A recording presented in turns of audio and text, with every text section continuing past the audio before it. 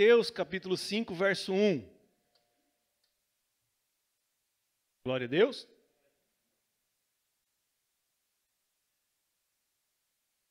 E Jesus, vendo a multidão, subiu a um monte, e assentando-se, aproximaram dele os seus. Quem que se aproximou de Jesus? Porque só discípulo anda do lado do seu mestre, a multidão não anda ao lado. A multidão somente segue ao longe, você está aí? Mas os discípulos estão sempre perto do seu mestre, sempre ao lado do seu mestre. E eles vão ouvir as verdades que o mestre tem para eles. Você está aí? Então olha ali, Jesus vendo a multidão subiu a um monte e assentando se aproximaram dele os seus discípulos. E abrindo a sua boca, Jesus os ensinava dizendo, presta atenção, abrindo a sua boca os ensinava. Ensinava quem? Os discípulos. Repita assim comigo, os discípulos. Por quê, pastor? Porque a multidão, ele vai falar por parábolas. Você está aí?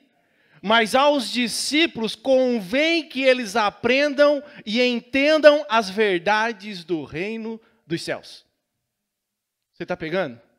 Então veja, ele sobe no monte, a multidão sempre seguia Jesus por causa dos sinais e maravilhas que ele fazia, mas os seus discípulos estavam ao seu lado. E quando ele chega no cume do monte, se aproximam os seus discípulos, sentam com ele e ali ele vai começar a ensinar. Ensinar o quê? Ele vai começar a ensinar aqui agora a constituição do reino dos céus. O que é isso, pastor? Toda federação tem sua constituição, ou pelo menos deveria. Você está aí? O Brasil tem a sua constituição, as suas leis, as suas regras, aquilo que rege, né? Você tem ouvido muito nesses dias, né? A lei pétrea, são leis imutáveis, leis que não deveriam ser quebradas, retiradas, porque é uma lei pétrea. Aí tem as leis que os deputados, os senadores estão lá todo o tempo votando, tentando mudar. Isso é a Constituição Federativa do Brasil. Você está aí? Então veja, quando Jesus vem e senta com os seus discípulos, ele vai estipular, ou seja, ele vai ensinar agora os seus discípulos qual é a constituição do reino dos céus. Você está aí? E essa constituição, nós enxergamos ela sendo dividida em 7 sessões. O capítulo 5, 6 e 7 de Mateus, Jesus está sentado com os seus discípulos, ensinando os seus discípulos, falando aos seus discípulos, demonstrando aos seus discípulos a verdade acerca do reino dos céus para eles viverem. E ele divide isso em 7 partes. Quer ver? Deixa eu mostrar para você. Do verso 3 ao verso 12, ele vai falar sobre a natureza de como é o povo do reino. Você está aí? Do verso 13 ao verso 16, ele vai falar da influência do povo do reino sobre o mundo.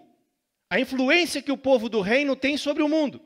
Do verso 17 ao verso 48, ele vai falar da lei propriamente do povo do reino. Você está aí?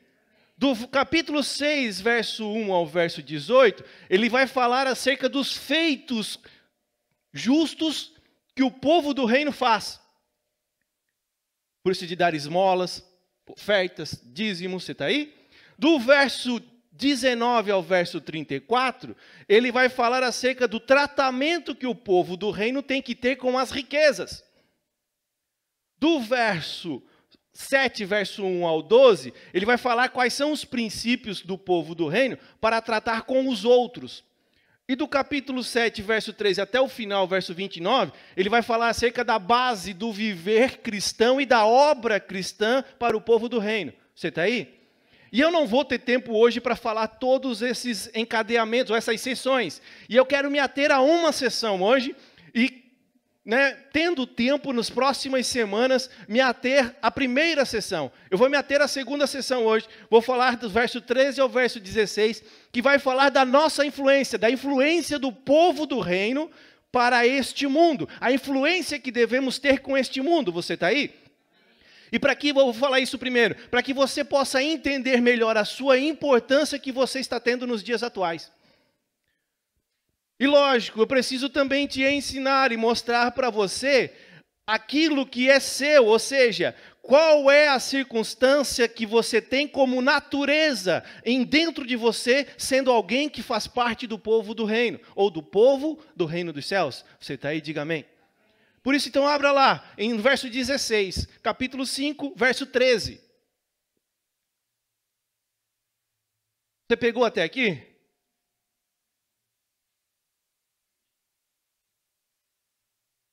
Lembrando sempre, existem 3 povos sobre a terra. Repita assim comigo: os judeus, os ímpios, ou gentios, e a igreja do Senhor Jesus. Você está aí? E a igreja do Senhor Jesus, ela é composta por gentios e por judeus. Quando fala de discípulos, está falando da igreja do Senhor Jesus. Jesus então vem para a terra constituir a sua igreja, a sua eclésia, os seus separados para uma obra. E ele vai declarar, determinar, como você quiser, quais são as leis que vão reger esse povo. E as leis que vai reger esse povo está no 5, 6 e 7. Você está aí? Só que lógico, você vai dizer assim para mim, mas pastor, ele está falando com judeus. Por que ele está falando com judeus? Porque os primeiros discípulos, os 12 discípulos eram judeus. E toda a sua história é judaica. Então, quando você lê isso, você precisa do contexto histórico, você precisa conhecer a tradição judaica, mas você precisa entender que ele está falando com discípulos. Você está aí? Você está pegando? Por quê? Porque desses 12, ele vai formar a sua igreja. E ele vai dar uma ordem para esses 12 no final de tudo, no Mateus 28. Como assim, pastor? Quando ele morre, ressuscita, ele vem e fala com os discípulos antes de assuntar ao céu definitivamente, ele dá uma ordem para aqueles 12. Ide, fazei discípulos de todas as nações, batizando-os em nome do Pai, do Filho e do Espírito, ensinando-os a guardar todas as coisas que vos tenho ensinado. Você pegou? Então, desses 12 que são judeus, Jesus vai construir a sua igreja sobre a terra. Outros discípulos que não serão somente judaicos. E aí constitui de todo aquele que crer em Cristo. Você está aí? Por isso que chega até nós e por isso que isso serve para nossas vidas nos dias atuais. Por isso que isso é importante para as nossas vidas nos dias atuais. Ele tem todo um cunho, tem todo um contexto judaico, mas nós precisamos tirar disto os princípios que estão estabelecidos aqui. Porque esses princípios é que governam a minha vida e a sua vida hoje. Você está aí? Está pegando? Está pegando mesmo? Então vamos lá, verso 13. Diz assim, vós, repita assim comigo, vós. Pegou? Vós sois o sal da terra, e se o sal for insípido, com o que há de salgar? Para nada mais presta, senão para lançar fora, e ser pisado pelos homens. Vós sois a luz do mundo. Não se pode esconder uma cidade edificada sobre um monte, nem se acende a candeia e se coloca debaixo do alqueire, mas no velador, e dá luz a todos os que estão na casa. Assim, resplandeça a vossa luz diante dos homens, para que vejam as vossas boas e glorifiquem ao vosso Pai que está nos... Você está aí? Então veja, ele vem falar, ele começa no verso 13, falando acerca da concepção que é a natureza do povo do reino. Bem-aventurados os humildes de coração, bem-aventurados os pacificadores, ou seja, felizes os pacificadores. Então esse faz parte da natureza de quem é do povo do reino, você está aí? Agora ele vem também dizer assim, vocês sabem qual é a natureza de vocês? Beleza, agora eu preciso mostrar para vocês qual é a influência que vocês têm sobre esse mundo. E quando ele fala vós ali, nós precisamos entender que esse vós não está falando de mim e de você individualmente. Ele está falando do corpo todo. Pegou ou não? Por quê? Porque quando fala vós, nós achamos, eu preciso ser o sal da terra, eu preciso ser a luz do mundo, tudo bem, mas quando ele está falando vós aqui, ele está falando no corporativo, no contexto total. Eu só consigo ser o sal da terra e a luz do mundo com vocês. Quando nós somos igreja, Quando nós andamos como um só corpo sobre esta terra. Quando nós somos um em Cristo. Você está aí? Nós só conseguimos conceber esta condição. Nós só conseguimos verdadeiramente demonstrar esta condição de ser sal da terra e luz do mundo quando nós andamos como igreja. Sozinho, nós não conseguimos. Tem muitos tentando. Tem muitos ousados tentando andar sozinho e fazer discípulos. Eu chamo isso de maluco, doido da cabeça. Porque ninguém foi feito para andar sozinho. E andar sozinho e andar com alguém não é nós estarmos simplesmente juntos. Em todo lugar vai existir autoridade e submissão. Você está aí? Eu me submeto a alguém e sou autoridade sobre alguém. Você está pegando? Então essa é a concepção do reino. E essa é a influência que nós precisamos começar a entender. Vós fala de mim e de você, mas fala de mim e você juntos. Não fala de mim e você separados, aonde cada um vai fazer por sua própria tentativa, pelo seu próprio esforço, pelo seu próprio querer ser sal da terra e luz do mundo. Por quê? Porque todas as vezes que nós tentamos por nós mesmos, nós não conseguimos. Nós só conseguimos ser sal da terra e luz do mundo quando estamos juntos como igreja do Senhor Jesus. Por quê? Porque a igreja do Senhor Jesus, Cristo governa. E Cristo governando, Cristo manifesta em nós o sal da terra e a luz do mundo. Você está aí? Diga amém. Você está entendendo? Você precisa entender essa importância na sua vida. Você precisa entender isso, porque muitas vezes eu sei que passou por você, passou pela sua vontade, pelo seu pensamento. Eu vou andar como eu quero, como eu acho. Não, nós precisamos andar conforme estamos sendo discipulados e treinados para viver.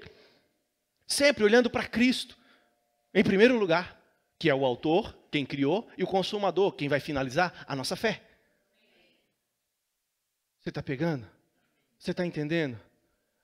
E aí é interessante que ele vai falar duas coisas aqui que não sei se são muitas vezes mal interpretadas, mas eu quero trazer algo para você nessa noite, que é: vós sois o sal da terra e a luz do mundo. Repita assim comigo: eu sou o sal da terra e a luz do mundo. Você precisa entender que são duas coisas separadas e duas coisas diferentes. A terra é aquilo que Deus criou. É a criação de Deus. Por isso que nós somos o sal da terra. O mundo é aquilo que veio a existir quando o homem passou a pecar. Veio através da obra do diabo sobre esta terra. Por isso que nós somos o sal da terra e a luz do... Por quê? Porque o mundo veio para trazer as trevas. Você está entendendo? Como assim, pastor? Vamos lá. Vós sois o sal da terra. Sal. E olhando o contexto desde a época de Jesus, porque na época de Jesus principalmente não tinha geladeira. Pelo menos não enxergamos isso, amém? E se olharmos para a nossa região, nós temos uma carne conhecida como charque. Você já o comeu? Uma carne bem salgada, né? E interessante, presta atenção.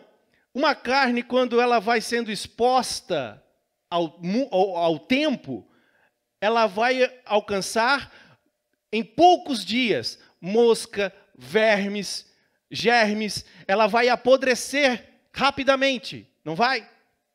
Mas quando ela é exposta ao sal, o sal tem o poder de cuidar, de secar dela e não estragar ela. Você está aí? Diga amém. Você está me pegando ou não? Quando Jesus está falando desse ponto, é porque justamente nessa época, o sal tinha esse intuito. E não só esse intuito. O intuito também de eles fazerem, por exemplo, é a realidade, amém? Então, eles também não tinham banheiro. Banheiro tinha para os mais chiques. Banheiro era banheiro público e só os mais chiques usavam. Segundo a história conta, aquele isopo que dão para Jesus beber com vinagre é de um banheiro público de Roma. Você está aí? Mas isso conta a história, a tradição. A Bíblia não fala nada disso. Só contando para você, amém? Para você entender que naquela época até os banheiros eram coisas difíceis de se encontrar e eram coisas mais chiques. Então como é que eles faziam? Eles faziam no meio do caminho, na beira da estrada, e usavam o sal para que aquilo não viesse a apodrecer de uma forma que ninguém conseguisse mais chegar perto. Ou seja, pelos mesmos caminhos. Você está aí? Então veja, olha o poder que o sal tem. Olha o poder que o sal tem sobre esta terra. Olha o poder que o sal tem verdadeiramente de ser transformador e de mudar ambientes. Esse é o poder do sal e por isso que Jesus vai fazer essa comparação quando ele está concebendo o reino dos céus. Dizendo que nós somos a influência sobre este mundo, sendo o sal da terra. Nós influenciamos este mundo quando nós não igualamos a eles, quando nós somos diferença neste mundo. Quando nós fazemos a diferença neste lugar, quando nós mostramos para as pessoas que quem governa sobre nós é Cristo e não o que as pessoas determinam por aí. Nós somos a diferença, nós somos o sal. E veja, e aí Cristo já vai dizer assim, ó, se o sal se tornar insípido, ele perde todo o seu valor porque ele não tem mais como salgar. E para nada ele vai prestar, somente para ser lançado fora e pisado pelos homens. E aí eu não vou entrar no contexto desse estudo. Mas veja, quando perde a essência de salgar, ele não serve para mais nada. Quantos cristãos neste mundo não têm sido sal? Têm se igualado ao mundo, têm vivido igual ao mundo, têm se regalado aos prazeres que tudo tem para oferecer. Não trazem a diferença, e a diferença não é como foi nos ensinado por muitos anos. Porque como foi nos ensinado como lei, eu não posso fazer isso, eu não posso fazer aquilo, eu não posso fazer aquilo. Essa forma simplesmente trouxe dificuldade para as pessoas enxergarem o reino. Porque não é essa a lei. Mas é assim, ó, eu posso todas as coisas, mas em Cristo nem todas elas me convém fazer. E eu tomo a decisão por mim mesmo, com Cristo em minha vida, de ser a diferença nesta terra junto com os meus irmãos. É uma decisão que nós tomamos em Cristo, mas junto com os irmãos, nunca sozinho. Existe aquele ditado, né? Sozinho se vai mais rápido, mas com os outros nós vamos mais longe. Irmão, é um ditado popular, não tem nada a ver com a Bíblia, mas ele revela algo, parece verdadeiro. Todo mundo que quer andar sozinho, todo mundo que acha que é dono do seu próprio nariz, todo mundo que quer fazer as coisas por si mesmo, por mais que ame a Cristo, por mais que deseje de Cristo, mas não entendeu o contexto de igreja, de ser a eclésia, de andar junto com os irmãos, não consegue vislumbrar muito tempo. Ele pode até avançar em algumas coisas muito rápido. Principalmente nos dias atuais que temos a internet que nos ajuda em tantas coisas e destrói tantas outras. Mas, veja, esse avanço foi sozinho, não foi junto com os irmãos, não foi, sabe, olhando olho no olho, cara a cara, transformando corações, transformando caráter, ouvindo, sendo disciplinado, sendo exortado, sendo amado, sendo confortado, sendo confrontado, olho no olho. E por causa disso, não temos mudanças. O coração permanece o mesmo. O coração permanece nas coisas deste mundo, desejando as coisas deste mundo. Andamos como se estivéssemos aqui ainda para este mundo. Não desejamos as coisas do reino. Por quê? Porque não olhamos acerca das verdades que o Senhor está trazendo para nós. Você está aí? Você está pegando? Irmão, o sal... Repita assim comigo, o sal significa, em minha vida, o poder para exercer influência sobre a terra criada por Deus. Pegou?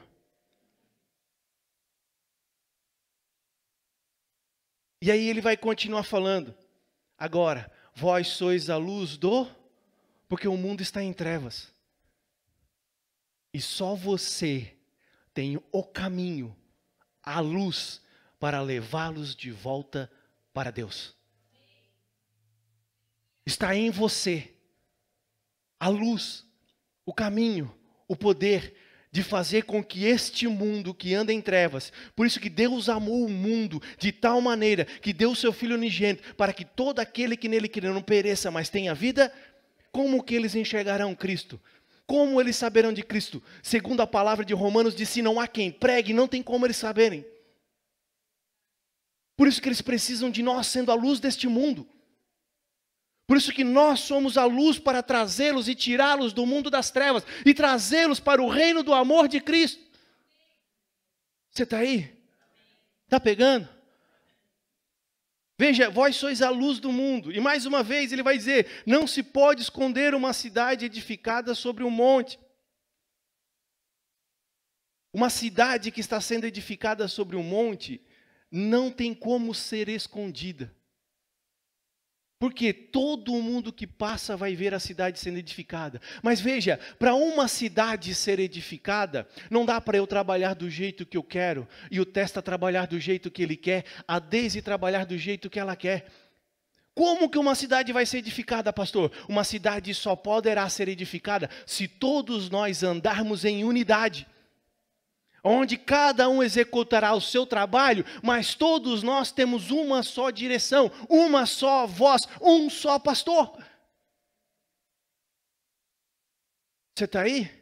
É assim que uma cidade será edificada, construída. Uma cidade poderosa. Essa é a forma. Irmãos, a Bíblia vai relatar no Antigo Testamento que eles voltavam para casa, mas voltavam e cada um foi para sua casa, para o seu lar, e a cidade continuou destruída. Aí rei Ezequias vai ler os relatos, vai ler e vai, peraí, vamos restaurar. Vamos restaurar as coisas. E ele chama o povo para perto de si e diz: olha, primeira ordem que nós temos é de reconstruir o templo. Depois nós voltamos para reconstruir as nossas casas.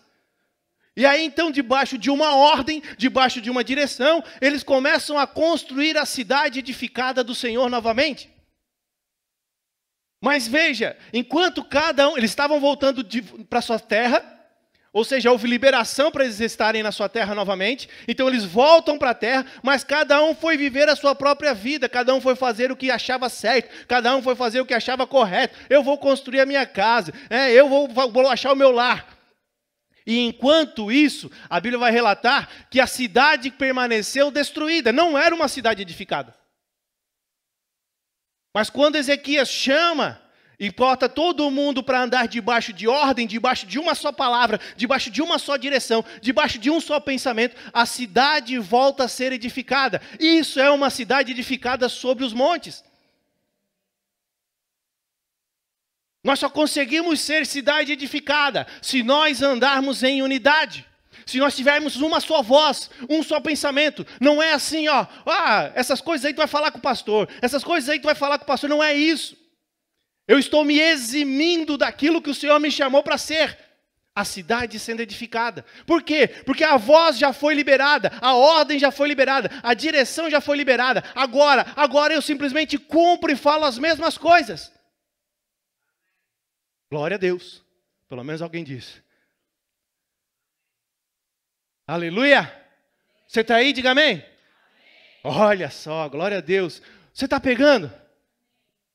Essa é a importância para você entender que você não foi concebido por Cristo para o reino dos céus para continuar vivendo a sua mesmice, a sua própria vida. Você foi concebido por Ele, você foi resgatado, você foi restaurado para agora ser participante do reino dos céus.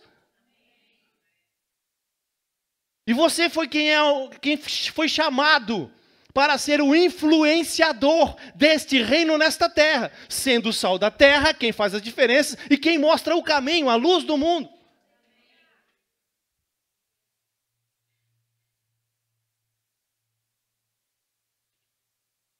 Você está aí? Aí ele vai dizer assim no verso 15, que é importante completar tudo o que Jesus está dizendo aqui. Não se acende a candeia, vela, e se coloca debaixo do alqueire, mas no velador. Velador é um castiçal, um candelabro. E dá a luz a todos que estão na... Olha só o que Jesus está dizendo. Não se coloca uma candeia, uma vela, debaixo do alqueire. E alqueire, na época de Jesus, ele está querendo dizer acerca de uma cesta, onde eles colocavam os grãos para fazer a medição. Medição, ou seja, está falando na questão de sustento, de onde eles vinham, traziam os grãos e ali era medido. Você está aí? Então o alqueire é isso. O que está querendo dizer aqui, pastor? Está querendo dizer o seguinte, que não tem como eu esconder a minha candeia sob o alqueire. E isso indica a minha necessidade de viver para o reino. Para o reino. Como assim, pastor? Indica a questão do que temos vivido nesta terra. Como assim? A ansiedade. Porque vem falar do sustento. O alqueire era a regra de medição que eles tinham para saber de como foi a colheita deles, de mostrar a colheita deles para a questão do sustento que eles iriam ter.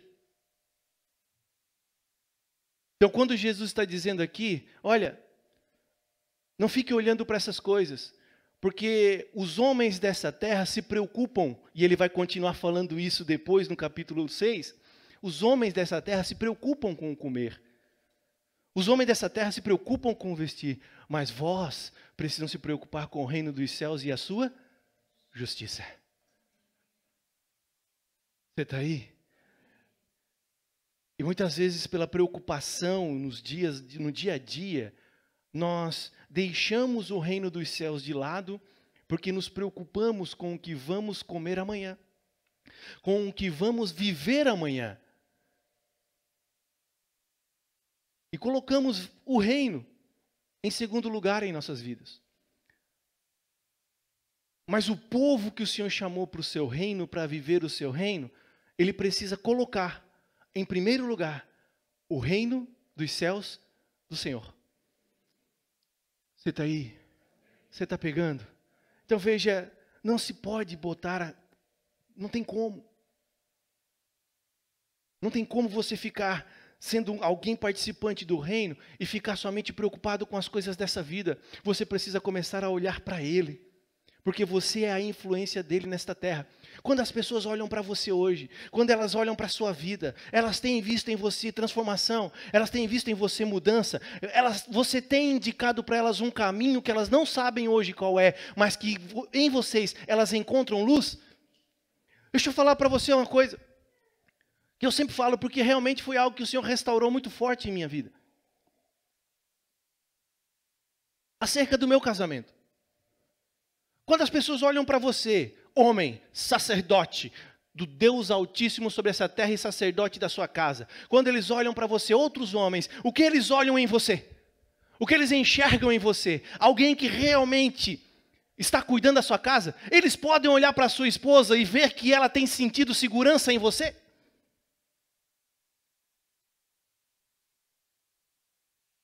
Você pegou? Como afunila as coisas quando eu começo a dar detalhes do dia a dia?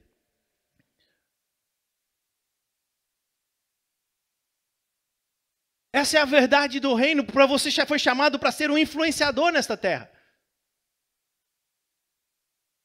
Nos preocupamos tanto com os mandamentos, onde a esposa precisa ser submissa ao seu marido, e se ela falar alguma coisa demais, vai envergonhar o marido. Pois é, temos visto tantas mulheres nos dias atuais também, que têm envergonhado seu marido na rua, fazendo dele chacota. Quando as pessoas olham para você, irmã, o que elas veem em você?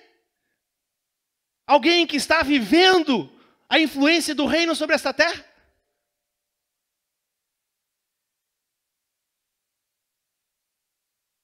Você está aí? Você está entendendo? Você foi chamado. Você foi escolhido. Você foi selecionado. Você foi separado para ser povo do reino dos céus.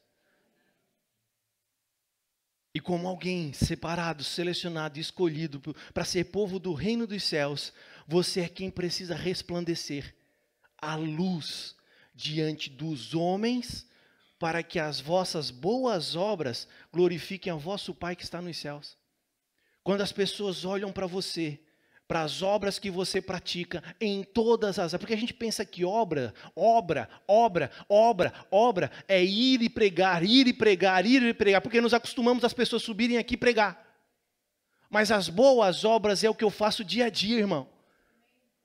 Quando eu sou um bom funcionário, quando eu sou um bom patrão, quando eu sou um bom pai, quando eu sou um bom filho, quando eu sou um bom marido, quando eu sou uma boa esposa, quando eu sou um bom controlador das minhas finanças.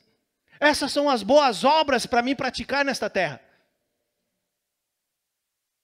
E essas boas obras precisam resplandecer, porque elas serão a luz deste mundo, para que nós vivamos o melhor. Mas veja, que é aí que entra o contexto que eu falei com vocês no início, do vós ser o contexto geral, porque as pessoas precisam olhar para a igreja do Senhor Jesus e ver essa luz resplandecendo e dar glórias a Deus. Não glórias a mim, não glórias a você, mas glórias a Deus nas alturas, porque é Ele que faz todas as coisas serem novas através da obra de Cristo na cruz. Você está aí? Você está pegando? Irmão,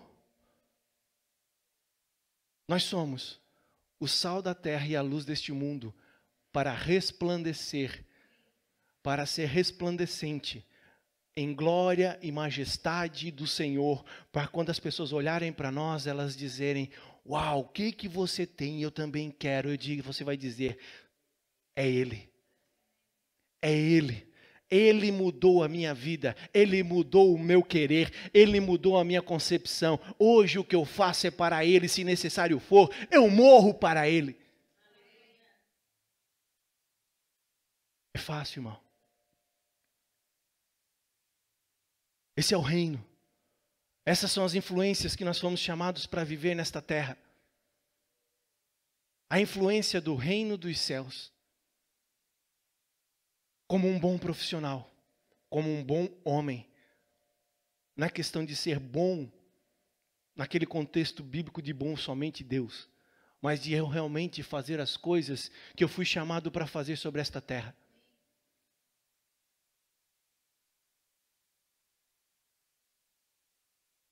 Você está entendendo? É sério que nós fomos chamados para viver. E felizes são esses tipos de pessoas. Bem-aventurado é aqueles que forem injuriados pelo nome de Cristo. Bem-aventurados, feliz. Muitas vezes ficamos tristes porque as pessoas falam de nós por causa de decisões que tomamos em Cristo. Irmão, a Bíblia diz que nós somos felizes por esses motivos.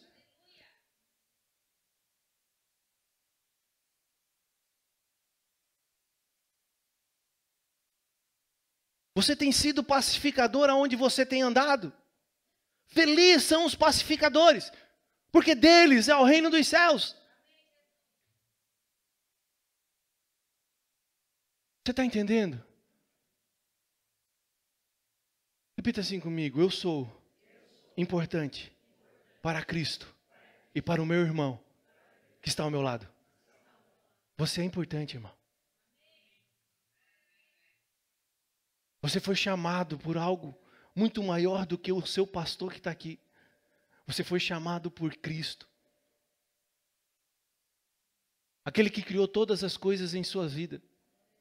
Qual é a minha função hoje, pastor? A minha função hoje como servo de Cristo é influenciar esta terra com as coisas do reino. É influenciar esta terra para que este mundo que jaz do maligno possa ser restaurado às vidas que estão lá. Como um dia eu fui restaurado. Porque um dia você se encontrava lá. Um dia você estava lá perdido. E a obra do Senhor na vida de alguém te encontrou. Alguém foi luz na sua vida. Alguém foi sal na sua vida. E por isso você está aqui hoje. Porque o Senhor também te chamou para agora multiplicar aquilo que você recebeu sobre a vida de outros. Você está aí? Você precisa ser sal na vida de mais alguém. Diferença do Senhor. Você precisa ser a luz, quem está conduzindo a vida de outras pessoas para o mesmo caminho que você tem andado. O Senhor te chamou para viver isso. Irmão, E quero dizer para você que quem te escolheu não erra. Quem te preparou não erra. Quem te selecionou não falha. Por isso que vai dar certo. Porque Ele que é o nosso autor e consumador da fé, Ele vai cumprir todas as coisas até o dia da sua vinda, conforme Filipenses. Mas hoje, entendendo essa palavra do reino, entendendo essa verdade de que eu sou um influenciador com a igreja, junto com esse povo ao qual o Senhor me colocou, qual é a posição que eu decido ficar? Qual é a posição que eu decido me colocar? Isso vai fazer diferença na sua vida a partir de hoje. Isso vai fazer diferença na sua vida a partir de hoje. Qual a decisão que você toma? Qual a posição que você se coloca? Você está aí? Se coloque de pé em nome de Jesus.